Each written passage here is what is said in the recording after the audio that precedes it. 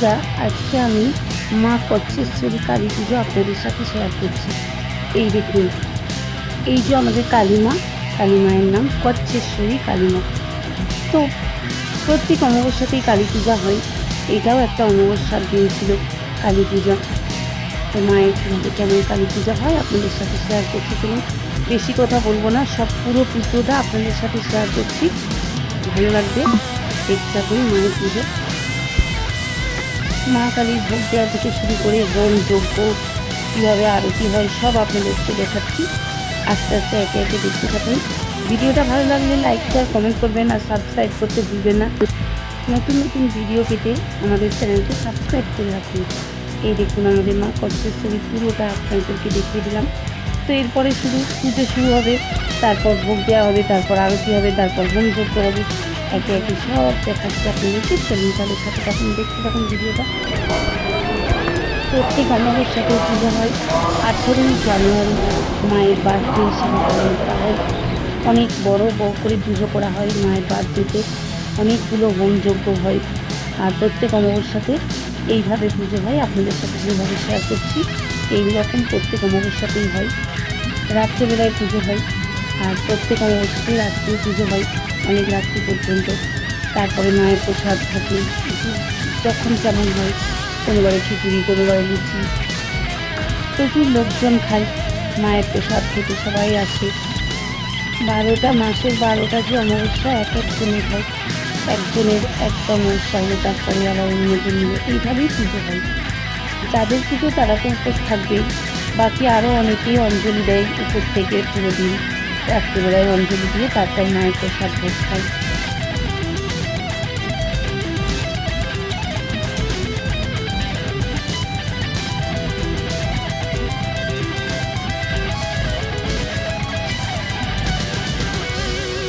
অনেকজন অঞ্জলি দেয়, তো দেখবেন এখন আপনারা অঞ্জলি দেওয়ার সময় সবাই অঞ্জলি দিচ্ছে।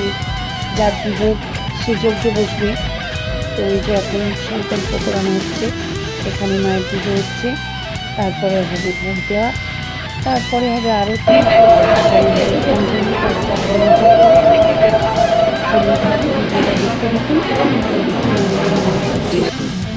মা তো একটাই, নানা রূপে নানা নামে পরিচিত। তো এই যে আমাদের মাকে দেখি, এখন এই যে যাদের পুজো তাদেরকে সংকল্প করানো হচ্ছে। আর এবারে